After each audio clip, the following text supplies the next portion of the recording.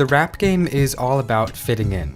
From cars to clothes to drugs, there's a lot of pressure to conform. But there are rappers who hop on the trends, and there are rappers who start the trends. A$AP Rocky sits firmly in the latter camp.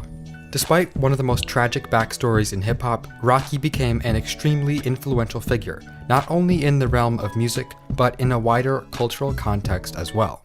In this video, I'm going to talk about how Rocky came to be the legendary embodiment of style he is today, from his unstable childhood selling drugs in New York, to his Southern-inspired debut mixtape Live Love A$AP, all the way to Testing, an underrated and experimental look at the 2018 hip-hop zeitgeist.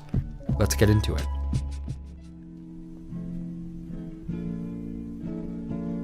A$AP Rocky was born in 1988 in Harlem, a neighborhood of New York City known for high rates of gang violence. Rocky's troubles began early on.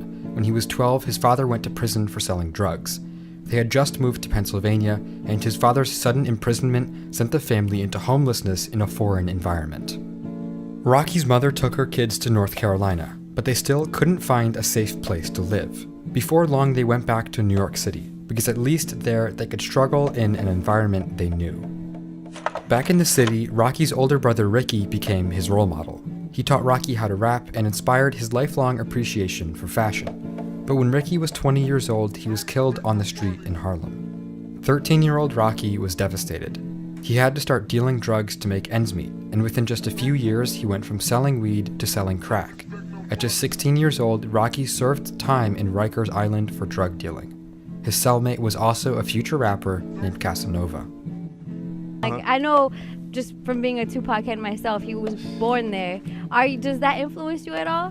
What, Tupac? Yeah, him being Pac, from Harlem? yeah. Yo, it does. Believe it or not, he was born in the same hospital.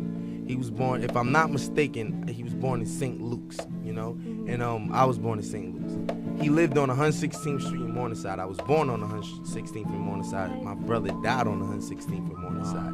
He lived on 182nd and Bathgate Avenue. That's where I moved when I moved to the Bronx. What? So Damn. after he moved from the Bronx, after he moved from Harlem, he moved to the Bronx, and I believe he went to like Baltimore or like DC. Rocky's first real attempt at making music and art was in 2007 when he joined a Harlem-based collective of rappers, producers, fashion designers, and bikers called A$AP Mob. Its founders were A$AP Yams, A$AP Bari, and A$AP Ills. Rocky's first single, Peso, dropped in the summer of 2011. It attracted attention from high-profile local radio stations, and the song became an instant hit in New York. Rocky's next single, Purple Swag, was similarly popular, and even earned him offers from a few record labels. He dropped a mixtape, Live Love A$AP, just a few months later. The mixtape was hugely successful, and Rocky signed a $3 million record deal just weeks after it came out. Live Love A$AP was pretty diverse for a New York record. The New York scene at the time was territorial, and Rocky took a big risk with inspiration from Southern and Midwest hip-hop styles, specifically drawing a lot of production ideas from Houston, Texas. The beats on Live Love A$AP were hazy, low to mid-tempo, and choruses on the mixtape are often chopped and screwed. Rocky was able to create a powerful, dreamlike atmosphere that was surprisingly developed for a debut release. Thanks to local publicity, Rocky joined Kendrick Lamar as the opening act for Drake's Club Paradise tour in 2012. He also performed at the Pitchfork Music Festival in July of that year, and he was scheduled to appear on The Jimmy Fallon Show shortly after, but he was replaced when he got arrested the night before after a brawl with another rapper. Rocky recorded his debut album in late 2012. On it, he paid tribute to older hip-hop aesthetics with songs like One Train, a 6-minute track featuring Kendrick Lamar, Yellow Wolf, Danny Brown, Joey Badass, Action Bronson, and Big Crit. Including Rocky, there were 7 rappers on the song, and together they created a 90s-style tribute to underground posse tracks. But above paying homage to his influences, Rocky's debut album was progressive. He showed a great ear for sonic experimentation, featuring indie singer Florence Welch and dubstep producer Skrillex on 2 of the album's most interesting songs. He also made a song with pop star Lana Del Rey. It failed to make the album, but ended up being a fan favorite anyway. Long Live A$AP introduced Rocky to the mainstream as a rapper who went above and beyond what was necessary to sell records. Even as a newcomer, his taste in instrumentals and collaborations was more than developed enough for him to become considered one of the most stylish and refined rappers in the game.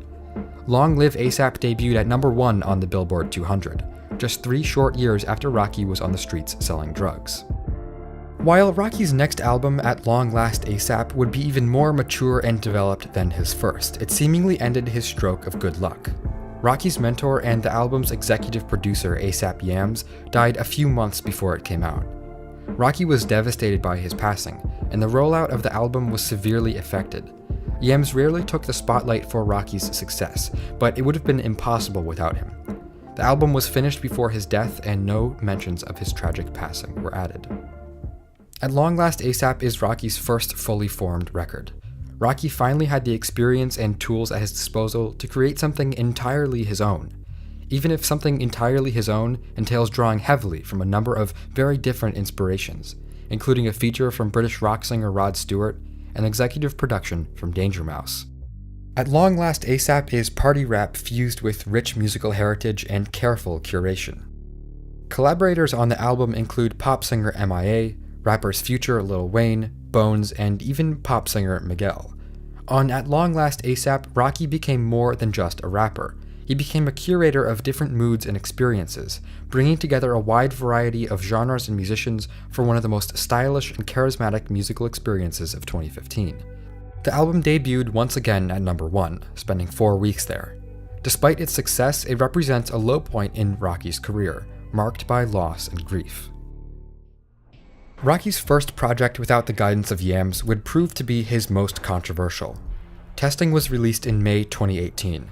It didn't perform very well on the charts, and critics didn't like it much either. The album was criticized for being basic, messy, and directionless.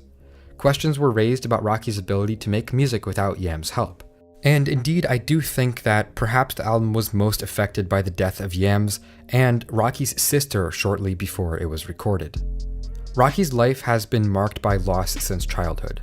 His brother died when he was 13, his father died shortly before the release of his first album, his mentor died just before his second album, and he lost his sister before his third album.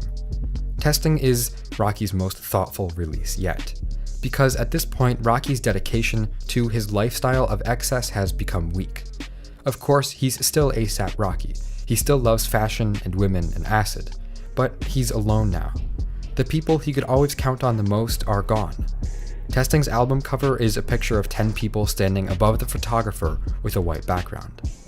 And I think Rocky choosing this cover tells us a lot about where his head is at in the wake of these losses. Yams had a huge part in curating Rocky's sound, and now that he's gone, Rocky had the choice to either throw their style away and start over, or continue as if nothing had changed at all. And Testing in the end is an album full of ideas but without a central creative backbone. And of course that's not to say that I didn't like it, because it's actually my favorite album by Rocky, and I would rate it in my top 15 records to come out last year. It's full of interesting ideas, and I really enjoy the variety. A$AP Rocky is one of the most stylish and dynamic figures in hip-hop. There are very few rappers who've done time at Rikers Island and later gone on to host performance art events at Sotheby's. Rocky connects his past brawling in the streets and selling drugs to his present as a connoisseur of high fashion. Rappers have always been dynamic, from Jay-Z and Sean Combs' successful business ventures to Childish Gambino's multi-hyphenate acting and directing career. Rocky stands among them as someone who's concerned less with creating the best of anything, and more with getting into as many lanes as he can. Rocky makes fun, engaging, generational music. He pushes the envelope of popular fashion, and with that, in a way, has transcended himself.